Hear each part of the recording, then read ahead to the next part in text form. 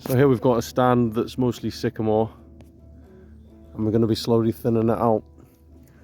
But rather than thin it out all in one go and clear fell it. So firstly we get rid of any trees that are going to be problematic, any that have too much dead wood or diseased, or look like they're not going to live for much longer and they're too close to paths. And the other thing is, you know, we want a bit more diversity in here. Sycamore's a really good kind of nursery tree, but there's a lot of things it can't provide for a woodland. Prime example being you don't get mycorrhizal thick grow on the roots of it. So for us, a mixed stand is going to be a lot better.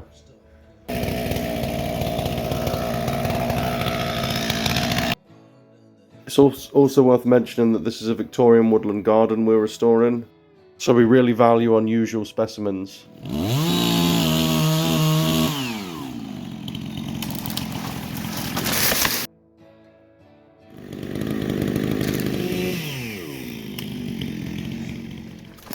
We certainly aren't limited to what's native, but we do try and stick to the Victorian concept of having interest in specimen trees.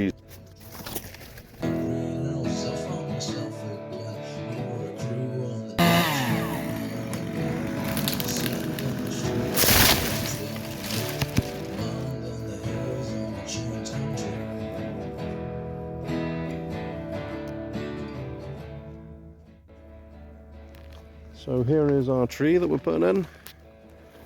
Now, I'm very excited about this one. Very interesting tree for up here. This is Quercus nigra.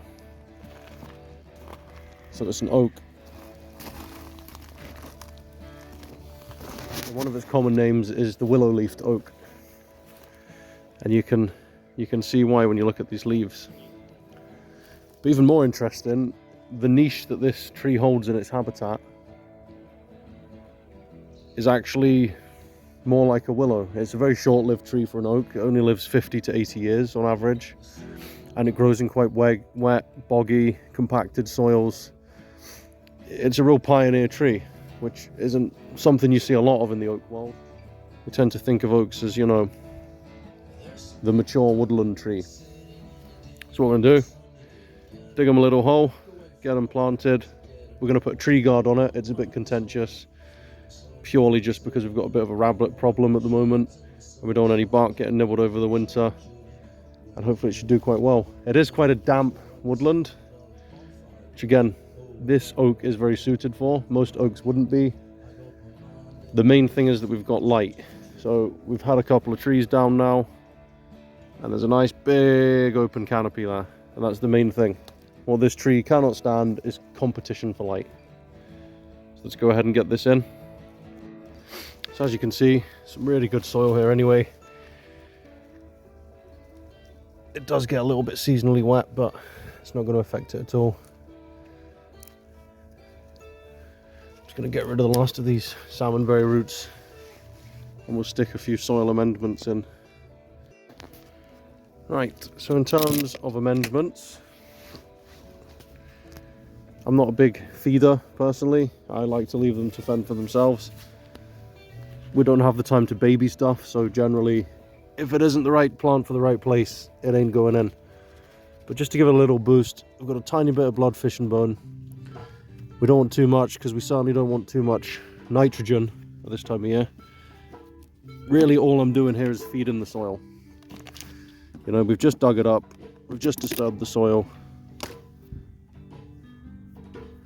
and we just want to make sure, you know, we're putting back in anything we might have taken out by disturbing it. So a bit of bloodfish and bone. Here I've just got a little bit of seaweed meal. Same thing, we're really just feeding the soil bacteria, any fungus that might be in there, so that in the future they may feed the tree. That's just good to go.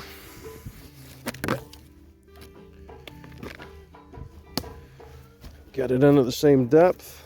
Oh, bang on. You'd think I'd planned it.